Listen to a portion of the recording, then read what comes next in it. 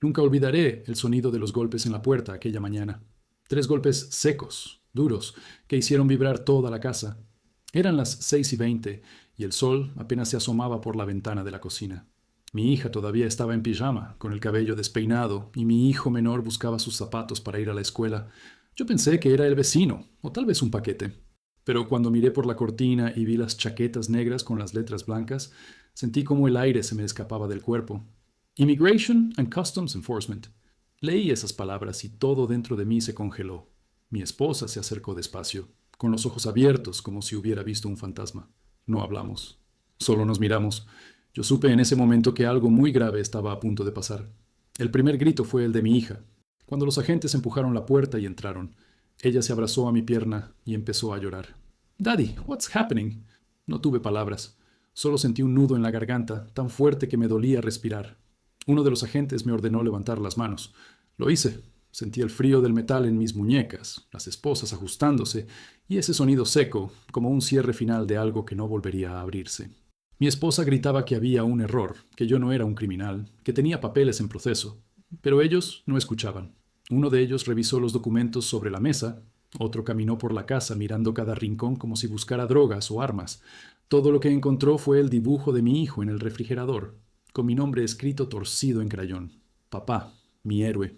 El agente me preguntó mi nombre completo, mi fecha de nacimiento, y luego dijo algo que todavía me retumba. We received a formal report with your name and your location. It came from a relative in Mexico. En ese momento sentí como si alguien me hubiera apuñalado en el pecho. Un familiar. ¿Quién podría hacer algo así? Mi mente viajó de inmediato a mi hermano. Hacía meses que no hablábamos. La última vez discutimos por dinero. Me pidió más para ayudar con el hospital de mamá, y yo le dije que no podía, que las horas en la construcción se habían reducido. Me colgó el teléfono sin despedirse. Esa fue la última vez que escuché su voz. Cuando los agentes me sacaron al frente de la casa, los vecinos observaban desde las ventanas. Algunos fingían no mirar, otros susurraban entre ellos. Mi hijo gritaba desde la puerta. ¡Papá! Esa palabra me rompió por dentro. Quise girar, abrazarlo, explicarle que no era mi culpa, que todo era un malentendido, pero no me dejaron. Me empujaron hacia la patrulla, y el sonido de la puerta cerrándose fue como una sentencia. El auto arrancó, y a través de la ventana vi a mi esposa de rodillas en la entrada, sosteniendo a los niños. Lloraban todos. Lloraban por algo que no entendían, por una vida que se estaba desmoronando frente a ellos. Yo también lloré, pero en silencio. Las lágrimas se mezclaban con el sudor, con el miedo, con la rabia. En el asiento delantero, uno de los agentes hablaba por radio. Yo no entendía todo, pero escuché algo sobre una anonymous report confirmed by a family member. En ese momento supe que no era un error. Alguien lo había planeado. Alguien que conocía mis horarios, mi dirección, mis documentos. Alguien que quería verme caer. El camino hasta la oficina de inmigración fue largo. Las luces de la ciudad pasaban frente a mí como destellos borrosos. Pensaba en mis hijos llegando tarde a la escuela, en mi esposa tratando de explicarle al patrón que no podría ir a trabajar. Pensaba en todo lo que había construido con mis manos, con mis horas, con mis sueños, y en cómo, en cuestión de minutos, todo se desmoronaba.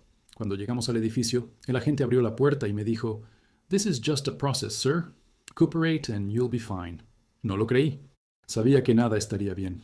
Entré al pasillo frío, las luces blancas, el olor a desinfectante, el eco de las botas sobre el piso.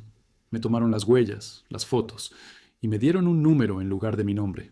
Mientras esperaba en una silla metálica, miré mis manos esposadas. Recordé cuando esas mismas manos levantaban paredes, cargaban cemento, enviaban dinero a casa. Recordé la voz de mi hermano diciéndome, "Te debemos todo, carnal. Sin ti, mamá no estaría viva." Ay, ahora era él, mi propia sangre, quien había hecho la llamada que me quitaba la libertad. Cerré los ojos y prometí una cosa.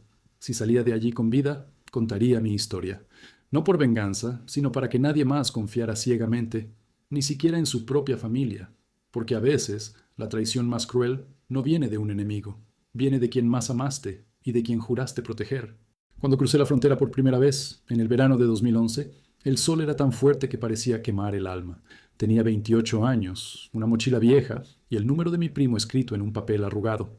Me dijeron que en California había trabajo, que los gringos pagaban bien, que en unos años podría regresar con una casa nueva para mis padres. Creí en eso. Creí que el sacrificio valía la pena. Mi primer trabajo fue en una cuadrilla de construcción, mezclando cemento bajo el sol durante 12 horas al día.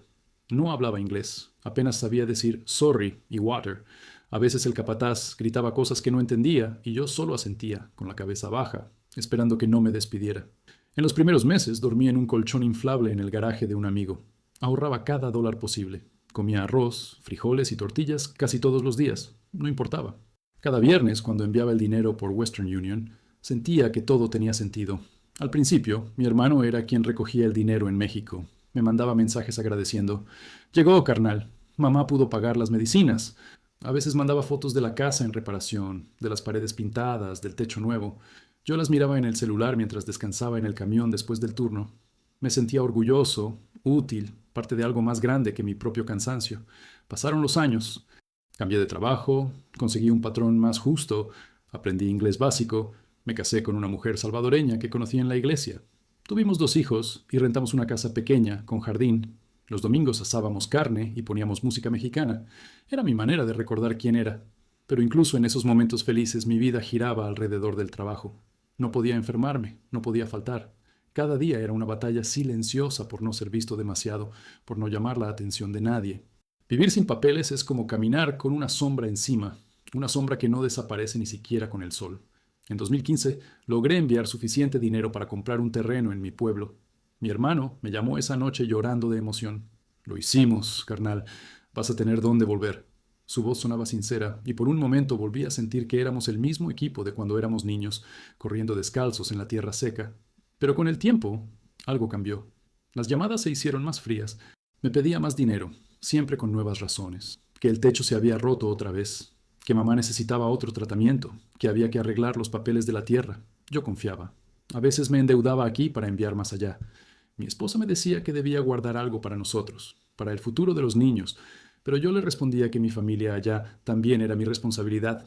Recuerdo una noche en 2018. Llovía fuerte. Estábamos comiendo sopa con mis hijos cuando sonó el teléfono. Era mi hermano, gritando. Me decía que si no mandaba el dinero esa semana, el hospital no atendería a mamá. Me sentí culpable, como si todo dependiera de mí. Fui al trabajo al día siguiente, pedí horas extra y mandé lo que pude. Días después, mi hermano publicó fotos en Facebook en una fiesta. Botellas caras, música, luces. En la mesa, al fondo, reconocí la botella de tequila que una vez le regalé. Algo se quebró dentro de mí. No le dije nada. Guardé silencio. Pensé que tal vez había conseguido dinero de otra forma, que no todo lo que veía era lo que parecía, pero la duda se quedó ahí, clavada como una espina. Los años siguieron pasando, y con ellos mi cuerpo empezó a cansarse. En 2022 ya tenía las rodillas destruidas de tanto cargar sacos, la espalda rígida, las manos llenas de cicatrices. A veces, cuando llegaba a casa, mis hijos ya dormían. Los besaba en la frente y me prometía que todo ese sacrificio algún día valdría la pena. Que cuando tuviera los papeles, cuando pudiera visitar a mi madre, todo tendría sentido. No sabía que, al otro lado, el mismo hermano que recibía mis envíos ya había empezado a cavar mi tumba en silencio, con mentiras, con palabras torcidas, con un odio que creció mientras yo me mataba trabajando. Si alguna vez existió una línea que separaba el amor fraternal de la envidia, mi hermano la cruzó sin mirar atrás. Las llamadas con mi familia eran mi única conexión con el mundo que había dejado atrás. A veces las hacía desde el estacionamiento del trabajo, con el teléfono pegado a la oreja y el ruido de las máquinas de fondo. Otras veces, desde el sofá, mientras mis hijos jugaban en silencio para no interrumpir. Era un ritual sagrado. Escuchar la voz de mamá, oír el gallo al amanecer en el fondo, sentir por un momento que todavía pertenecía a algún lugar. Mi hermano siempre estaba al otro lado. Él era quien respondía primero, quien organizaba las conversaciones, quien controlaba lo que yo escuchaba. Decía que mamá estaba mejor, que el terreno estaba en regla, que pronto podríamos construir una casa. Su tono era convincente, casi fraternal. Pero con el tiempo su voz comenzó a tener un matiz distinto, una mezcla de impaciencia y distancia. En una de esas llamadas, a finales de 2019, me dijo que necesitaba más dinero. Es para los medicamentos de mamá, insistió. Los doctores dicen que necesita un tratamiento más fuerte. Me lo dijo con una voz que sonaba quebrada, y yo no dudé. Esa noche envié todo lo que tenía. Le mandé $1,500, el equivalente a 3 semanas de trabajo. Recuerdo que mi esposa me miró con los ojos llenos de frustración, pero no dijo nada. Ella sabía que discutir conmigo en ese tema era inútil. Pasaron semanas, luego meses, y cuando llamé para saber cómo estaba mamá, él respondió con evasivas. Mejor, mejor. Ya no tose tanto.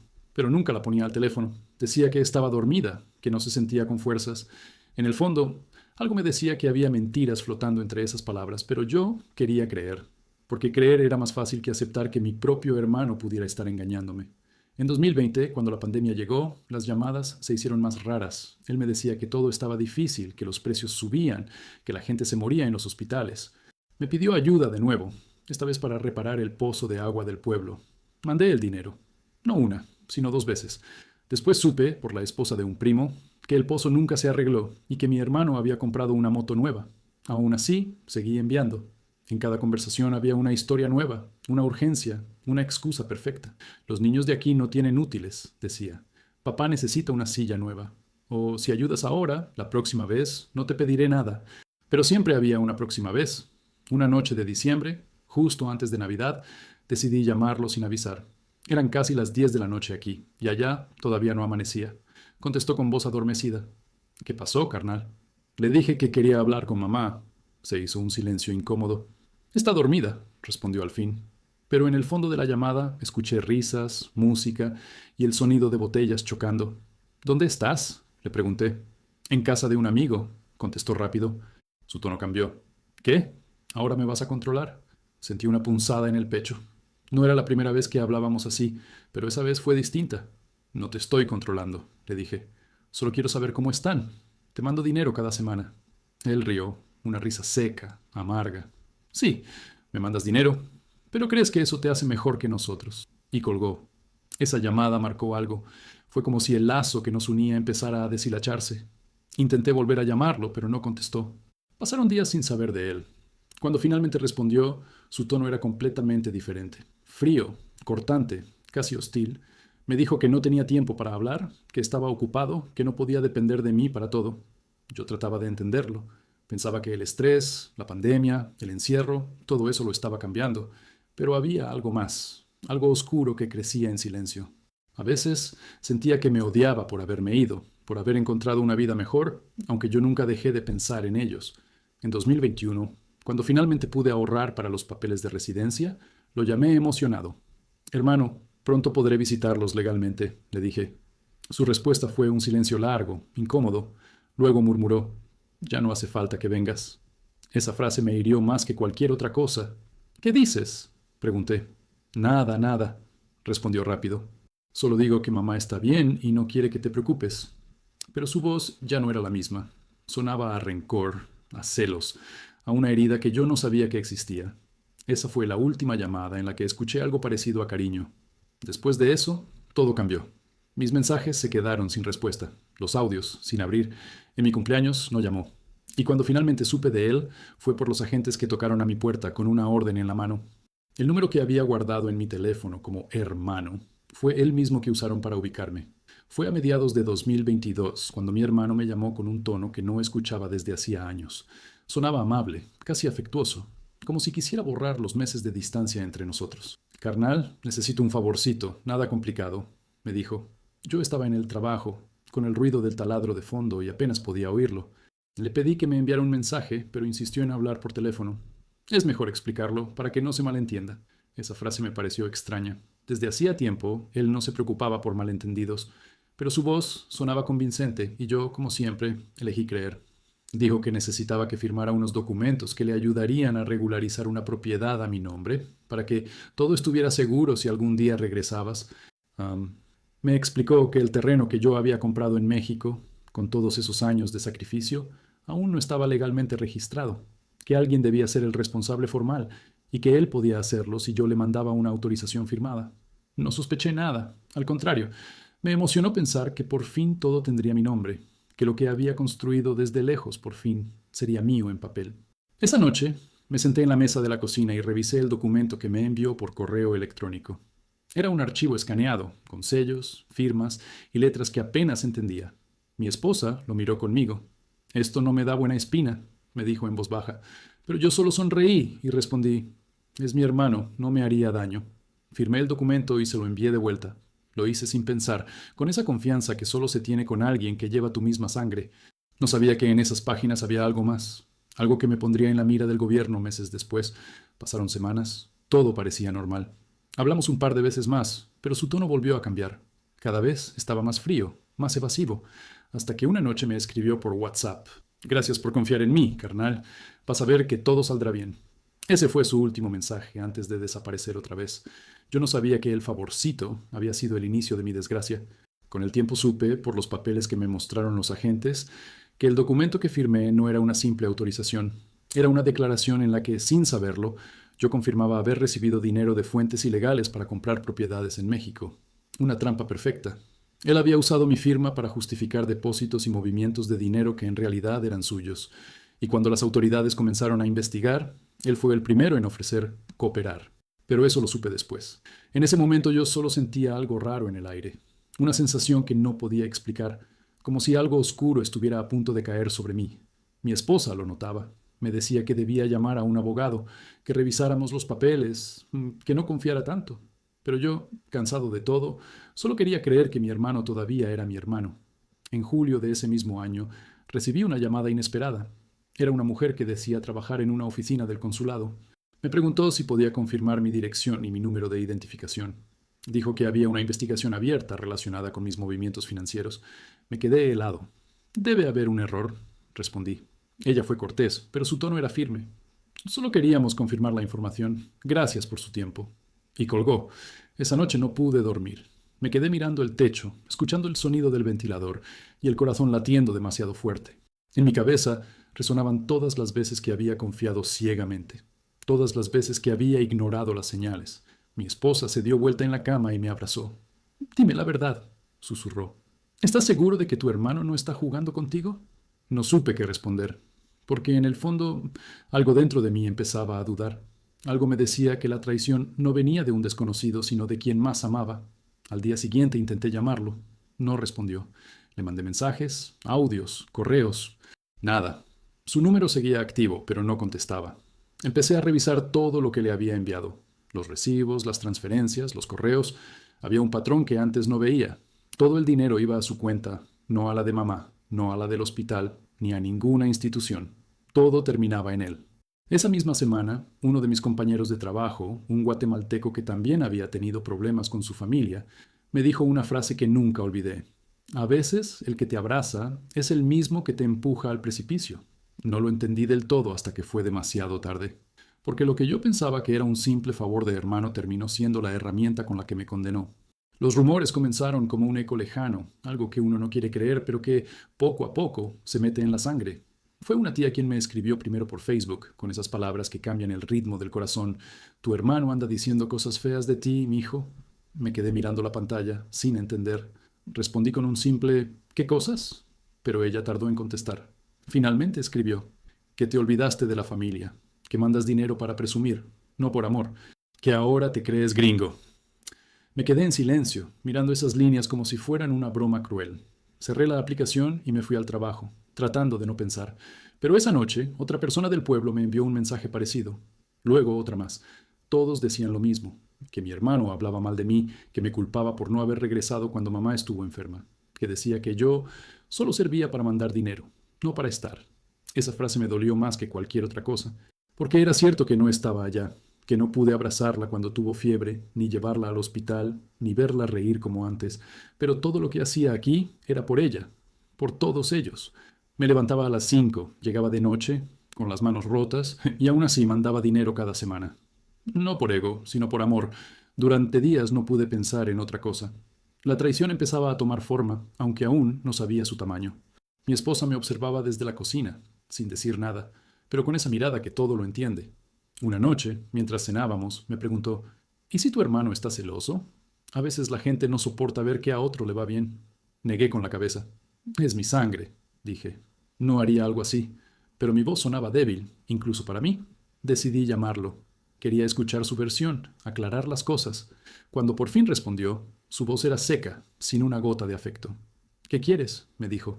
Le conté lo que me habían dicho, los rumores, los mensajes, las acusaciones. Rió, una risa amarga que me heló por dentro. La gente habla mucho. ¿Desde cuándo te importa lo que digan? No se trata de eso, respondí. Se trata de ti. Quiero saber si es cierto. Hubo un silencio largo.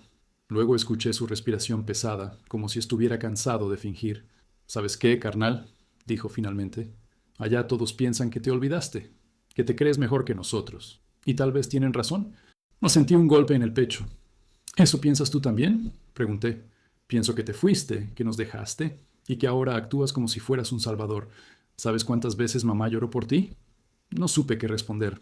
Intenté explicarle, pero cada palabra que decía parecía alimentar más su rabia.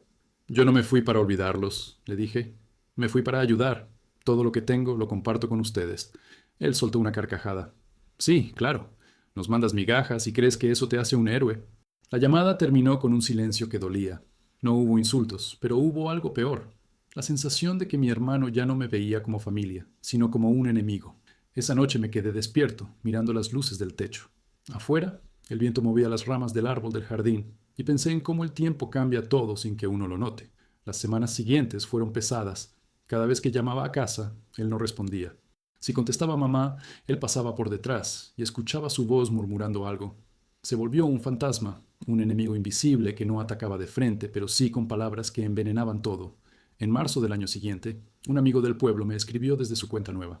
Carnal, tu hermano dice que tú hiciste fraude en Estados Unidos, que mandas dinero sucio. Me quedé sin aire. Esas palabras no eran solo chismes, eran una amenaza. Y me di cuenta de que su odio ya no buscaba hacerme sentir mal, sino destruirme. Intenté llamarlo otra vez, y cuando por fin respondió, su voz era fría, calculada. ¿Por qué haces esto? Le pregunté. ¿Qué ganas hablando así de mí? Hubo un silencio. Luego dijo algo que nunca olvidaré. Porque tú ya tienes todo, y yo no tengo nada. Y eso no es justo. Esa fue la confesión más honesta que escuché en mi vida, y también la más dolorosa. A partir de ese momento supe que algo grave iba a pasar. Nadie envenena su corazón de esa forma sin actuar después. Pero jamás imaginé que lo siguiente sería lo que me llevaría esposado frente a mis hijos. La mentira llegó disfrazada de formalidad, en un sobre blanco con mi nombre mal escrito, sellado con el logo del Departamento de Inmigración. Lo encontré en el buzón una tarde de agosto, después de un turno doble. Al principio pensé que era una notificación del trámite de residencia, algo rutinario, pero cuando abrí el sobre sentí cómo me temblaban las manos. No era una carta cualquiera. Era una citación, una investigación abierta por actividad sospechosa en transferencias internacionales y documentación irregular. Leí las líneas una y otra vez, sin entender. Las fechas, las cifras, los nombres, todo apuntaba hacia mí como si yo fuera el autor de algo que nunca había hecho.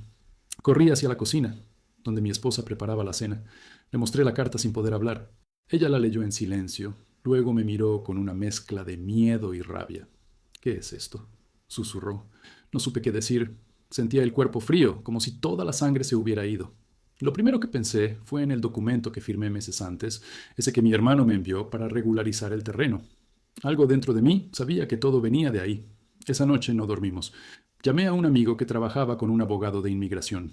Me dijo que era grave, que si la investigación se confirmaba, podrían suspender mi trámite y abrir un proceso de deportación. No entendía cómo algo así podía pasar. Yo solo trabajaba, enviaba dinero, pagaba impuestos con número ITIN, vivía en paz. ¿Cómo podía estar involucrado en movimientos financieros ilegales? Al día siguiente pedí permiso en el trabajo y fui a la oficina del abogado. Era un cubano de voz firme y mirada cansada. Leyó los documentos, suspiró y dijo: «Esto no se ve bien. Aquí alguien te tendió una trampa». Le expliqué todo, lo del documento, lo del favor, lo de mi hermano. Cuando terminé, él se quedó en silencio unos segundos. Luego dijo algo que me heló. «Mira, compadre, tu hermano no solo usó tu firma, usó tu identidad.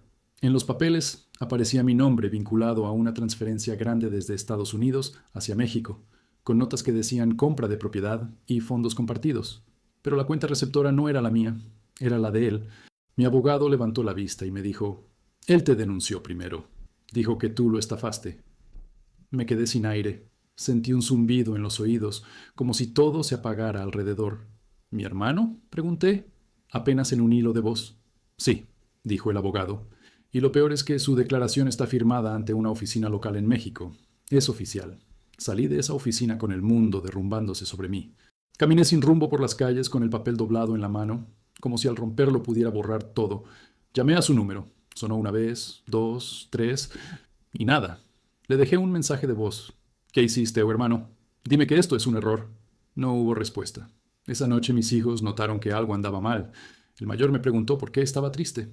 Le mentí, le dije que era cansancio, pero por dentro sentía un hueco que no podía llenarse. Pensaba en todos los años que trabajé bajo el sol, en las madrugadas de frío, en los envíos, en los sacrificios, todo para que al final quien debía protegerme, me entregara. Durante semanas intenté buscar una salida. El abogado presentó documentos, pruebas de mis ingresos, registros de mis envíos, todo legal, todo limpio. Pero la denuncia era sólida. Tenía fechas, firmas, sellos, una historia perfectamente construida que me pintaba como un estafador. Un día recibí otra carta, esta vez más directa, una orden para presentarme a una entrevista con oficiales de inmigración. No falte, decía en letras negras. Mi esposa lloró cuando la leyó. Yo solo la abracé y le prometí que todo se aclararía. No podía decirle la verdad completa, no podía admitir que el enemigo era mi propia sangre. En las semanas siguientes tuve que vivir con el miedo metido en el cuerpo.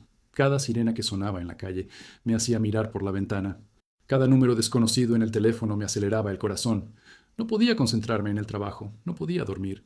Soñaba con mi hermano riendo, con mamá mirándome sin entender, con mis hijos gritando mi nombre mientras me llevaban. A veces, en la oscuridad, pensaba en lo irónico que era todo. Yo crucé la frontera buscando un futuro, y ahora mi condena venía de alguien que nunca tuvo que cruzarla. Mi hermano me entregó sin disparar un arma, sin levantar una mano.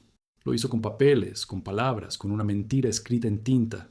Esa mentira fue el principio del fin, y lo peor es que ni siquiera fue por dinero, fue por algo más profundo, más venenoso, por orgullo, por envidia, por ese odio silencioso que se esconde detrás del amor familiar. El día que me llevaron, amaneció extraño.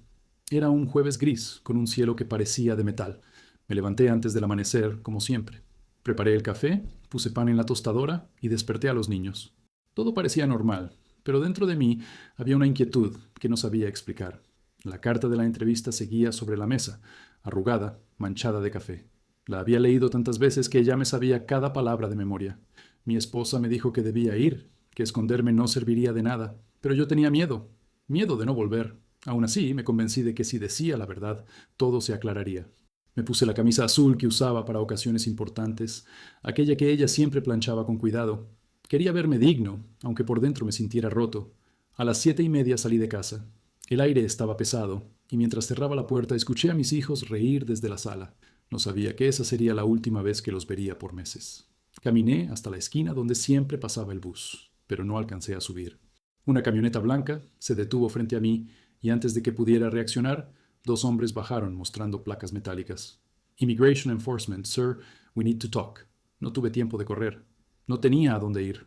Uno de ellos me pidió la identificación, el otro me rodeó por detrás. Me dijeron que estaba bajo investigación y que debía acompañarlos. Sentí el frío del metal en las muñecas y el peso del silencio alrededor. Algunas personas en la calle miraban, otras fingían no ver.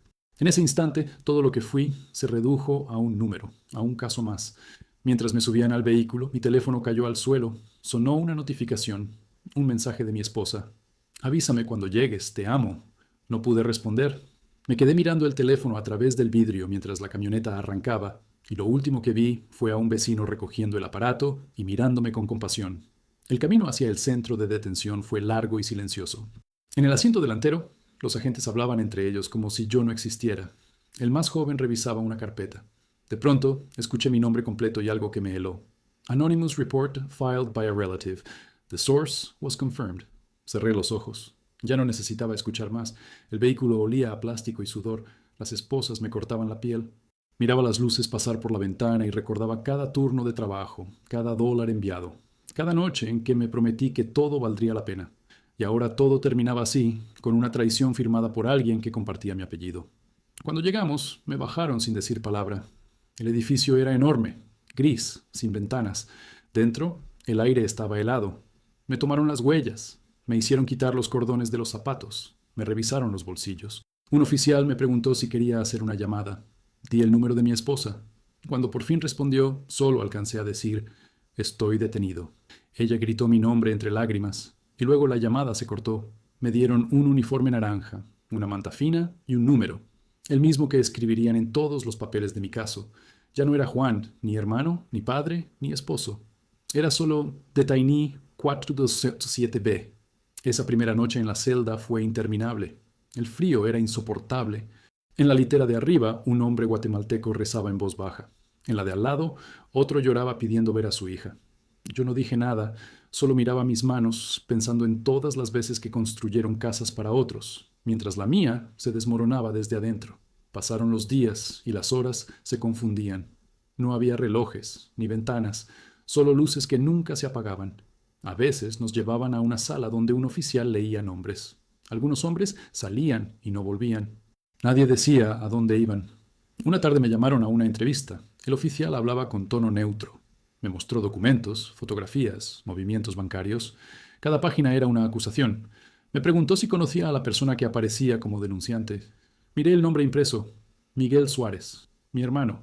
Sí, respondí, apenas en un hilo de voz. Es mi hermano. El oficial levantó una ceja. Entonces usted confirma que lo conoce. Sí, repetí. Lo conozco desde que nací. Firmé los papeles que confirmaban mi detención preventiva. Cuando me devolvieron a la celda, sentí que algo dentro de mí había muerto. No era solo la libertad, era la fe en todo lo que alguna vez creí sagrado. Esa noche, antes de dormir, el guatemalteco me ofreció su Biblia. Léela, hermano, me dijo. A veces Dios deja que nos rompan solo para ver qué hacemos después.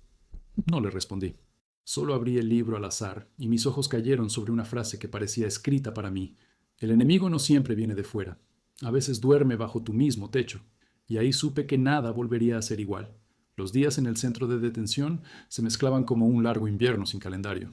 No había amanecer ni anochecer, solo luces frías que nunca se apagaban. El aire olía a desinfectante, metal y resignación.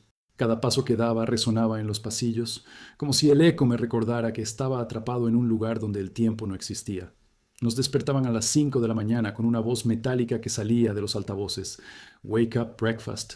Las bandejas llegaban tibias, con comida sin sabor. Algunos la comían en silencio, otros la usaban de excusa para hablar con alguien, aunque fuera de fútbol o del clima. Había hombres de todos lados, México, Guatemala, Honduras, El Salvador. Cada uno con su historia, con su miedo. Algunos rezaban en voz baja, otros gritaban de rabia cuando las puertas se cerraban. Yo era uno más.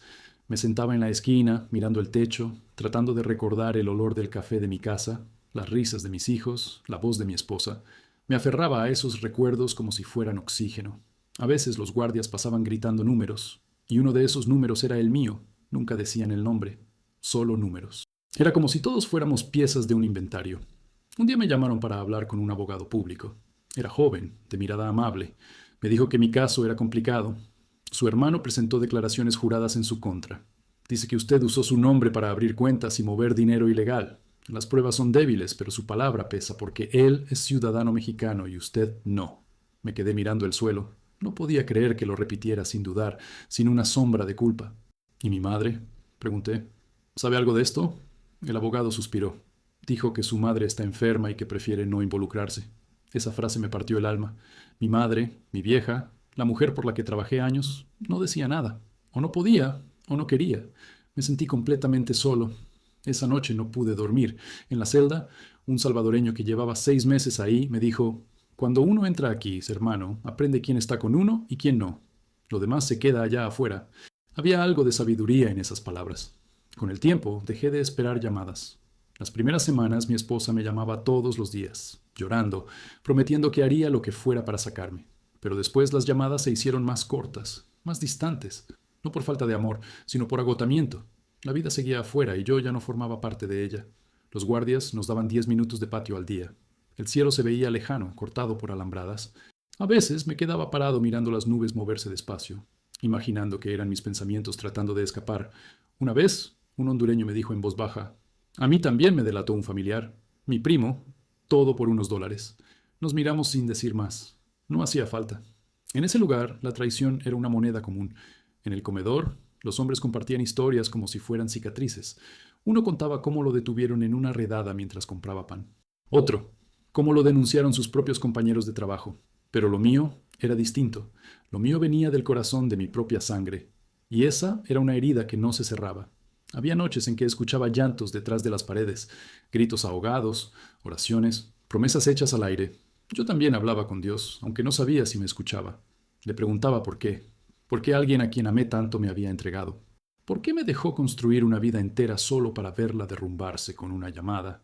El abogado me decía que había esperanza, que si demostraba que no sabía nada de esas transferencias, podría salir libre. Pero los trámites eran lentos, los papeles se perdían, las audiencias se aplazaban. El tiempo en ese lugar se medía por cartas que no llegaban y por sueños que se rompían. Un día me llegó una carta de mi hijo mayor. Tenía 8 años. Escribió con su letra torpe: Papi, la maestra dijo que cuando uno dice la verdad, Dios escucha. Yo sé que tú no hiciste nada malo. Te amo. Lloré durante horas. Esa carta fue mi ancla, mi motivo para seguir respirando. Poco a poco aprendí a sobrevivir allí, a no mirar el reloj, a hablar solo lo necesario, a guardar la rabia para no volverme loco. Pero por dentro, algo en mí se estaba endureciendo. Ya no era el mismo hombre que llegó a este país con una mochila y un sueño. Era otro. Uno que había visto la cara más fría de la traición. Cada día que pasaba, repetía en silencio una sola frase. No me voy a quebrar. No por él. No por los que me querían ver caer, sino por mis hijos, por el amor que todavía me quedaba, por la verdad que algún día saldría a la luz. El día de la audiencia amaneció distinto. No porque el sol brillara más, sino porque dentro de mí algo había cambiado. Había dejado de tener miedo. Después de tantas semanas en el centro de detención, ya no temía a los guardias, ni al frío, ni siquiera al futuro. Solo quería que todo terminara, de una manera o de otra. Me despertaron a las 5, me dieron el mismo uniforme naranja y me esposaron las manos y los pies. El sonido del metal al chocar entre sí se me quedó grabado. En el autobús hacia la corte, los demás detenidos iban en silencio, mirando por las ventanas cubiertas con rejas. El aire olía a sudor y desesperanza. Nadie hablaba. Solo el ruido del motor acompañaba nuestros pensamientos. Cuando llegamos, nos hicieron esperar en una sala pequeña, llena de eco. Podía oír el corazón latiéndome en el cuello. Mi abogado llegó poco después. Me saludó con un apretón de manos y una expresión seria. Hoy puede cambiar todo, dijo. Solo mantén la calma. La sala de audiencias era fría, sin ventanas. En el centro, una mesa metálica. Frente a mí, el juez con su túnica negra, el fiscal a un lado y mi abogado al otro.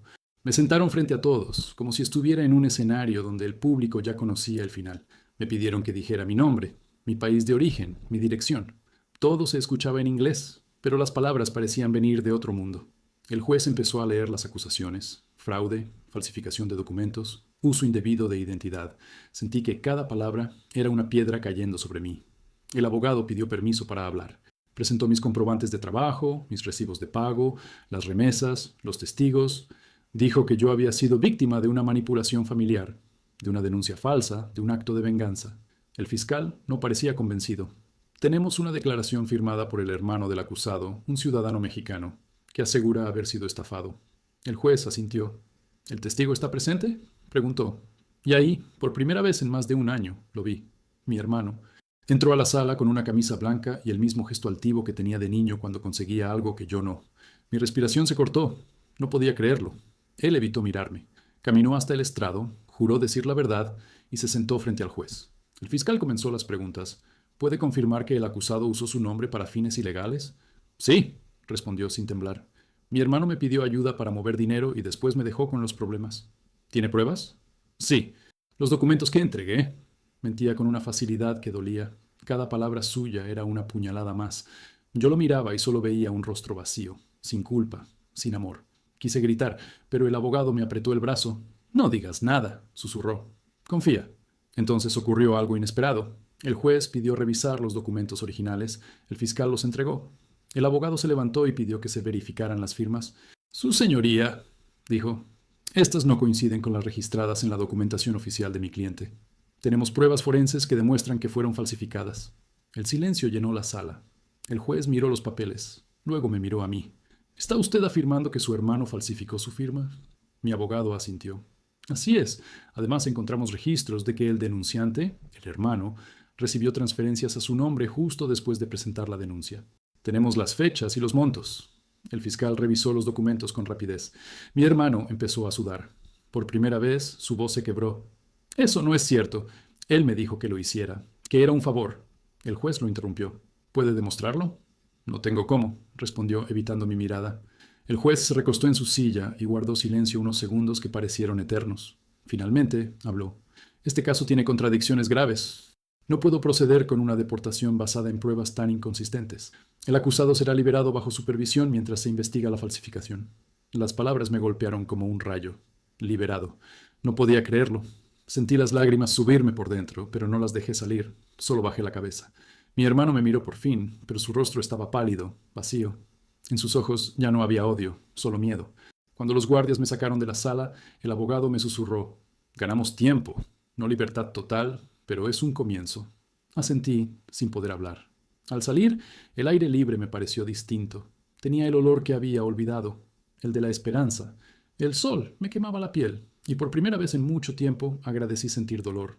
No era libre del todo. Aún había un proceso, aún tenía que limpiar mi nombre, pero algo dentro de mí se había roto y al mismo tiempo se había encendido. Ya no era el hombre que soñaba solo con volver a casa. Era alguien que había visto el precio de la confianza, la profundidad del odio, y aún así seguía de pie. Y aunque mi hermano caminara libre allá afuera, sabía que el peso de su mentira lo perseguiría más que cualquier sentencia. Salí del centro de detención una tarde de otoño. No había flores, ni aplausos, ni familia esperándome afuera. Solo el viento frío y una sensación de vacío que me acompañaba como una sombra. Llevaba la misma ropa con la que me arrestaron, ahora más gastada, y una bolsa transparente con mis pertenencias. Un reloj, una foto de mis hijos y una Biblia que un compañero me había regalado. Cuando crucé la puerta principal, el guardia ni siquiera me miró. Solo dijo, "You're free to go". Pero yo sabía que esa libertad no era completa. Era una libertad vigilada, con papeles pendientes, con audiencias futuras. Aún así, el aire me supo diferente. Respiré hondo, como si el mundo volviera a tener olor. Mi esposa me esperaba en un auto viejo, estacionado al otro lado de la calle. Cuando la vi, el corazón me tembló. Corrí hacia ella, y por primera vez en mucho tiempo no tuve miedo de ser visto. Nos abrazamos sin hablar. Sus lágrimas cayeron sobre mi hombro y las mías sobre su cuello. Mis hijos dormían en el asiento trasero, con las mochilas de la escuela aún puestas. Parecían más grandes, como si el tiempo que estuve ausente hubiera pasado más rápido para ellos. De camino a casa, el silencio lo decía todo. Pasamos frente al parque donde solía jugar con ellos, el supermercado donde trabajé descargando cajas, la iglesia donde un día agradecí por tener una vida sencilla. Todo seguía ahí, pero ya nada era igual. En casa, me costó dormir. Cada sonido me sobresaltaba. El teléfono, un coche afuera, un perro ladrando. Había aprendido a vivir con miedo, y ese miedo no se va cuando te abren la puerta. Se queda pegado en el alma. Una semana después, el abogado me llamó. Dijo que la investigación contra mi hermano seguía abierta, que las pruebas de falsificación eran contundentes, pero que él había desaparecido. Nadie sabía dónde estaba. No busques justicia tú mismo, me advirtió. Deja que el tiempo haga su trabajo. Pero el tiempo no cura todo. A veces solo cambia la forma del dolor. Esa misma noche encendí el televisor y vi una noticia local desde México. Una nota breve hablaba de un hombre arrestado por fraude y documentos falsos. Mostraron una foto borrosa, pero no tuve duda. Era él. ¿Mi hermano? Sentí una mezcla de alivio y tristeza tan profunda que no supe si llorar o rezar. No me alegré de su caída, pero sentí que el universo, de alguna forma, había tomado nota. Volví a trabajar a los pocos meses. Los primeros días fueron duros. Algunos compañeros me abrazaron, otros me miraban con lástima, pero yo no necesitaba compasión, necesitaba rutina, necesitaba volver a sentirme útil. Cada martillazo, cada ladrillo levantado, era una forma de reconstruirme. Mis hijos me hacían preguntas. El mayor quería saber por qué me llevaron. Le dije que a veces la gente hace cosas malas, incluso los que amamos, y que lo importante no es el daño, sino lo que hacemos después. Él asintió en silencio y me abrazó fuerte. Pasaron meses, y poco a poco la vida volvió a un ritmo más normal, pero la herida seguía ahí. A veces soñaba con el sonido de la puerta golpeando, con los gritos, con los agentes. Me despertaba sudando, mirando a mi alrededor para asegurarme de que seguía libre. Una tarde, mientras cortaba el césped, vi el buzón y recordé la primera carta, la que cambió todo. Me quedé mirándolo largo rato. Pensé en cómo una simple hoja de papel puede destruir una vida o devolverla. Pensé en mi hermano, en la infancia que compartimos, en las promesas que hicimos de niños. Recordé cuando juramos cuidar siempre de mamá. Y me di cuenta de que, en el fondo, todavía lo amaba, aunque me hubiera traicionado. Porque el amor entre hermanos no se apaga del todo, solo se transforma en algo que duele distinto. Hoy vivo con menos miedo, no porque el sistema haya cambiado, sino porque yo cambié. Aprendí que la verdadera frontera no está entre países, sino entre la verdad y la mentira, entre el que destruye y el que resiste. A veces, cuando cae la tarde y el cielo se tiñe de rojo, me siento en el porche con mi esposa y mis hijos. Los miro y pienso que sobreviví a algo que no muchos sobreviven, a la traición de la sangre y al silencio de la justicia. Y cada vez que el viento sopla desde el sur, cierro los ojos y le hablo a Dios en voz baja. Gracias por dejarme caer, para enseñarme quién realmente soy. Y porque, después de todo, aprendí que la libertad no empieza cuando te quitan las esposas. Empieza cuando decides perdonar a quien te traicionó y seguir caminando, aunque la herida nunca cierre del todo.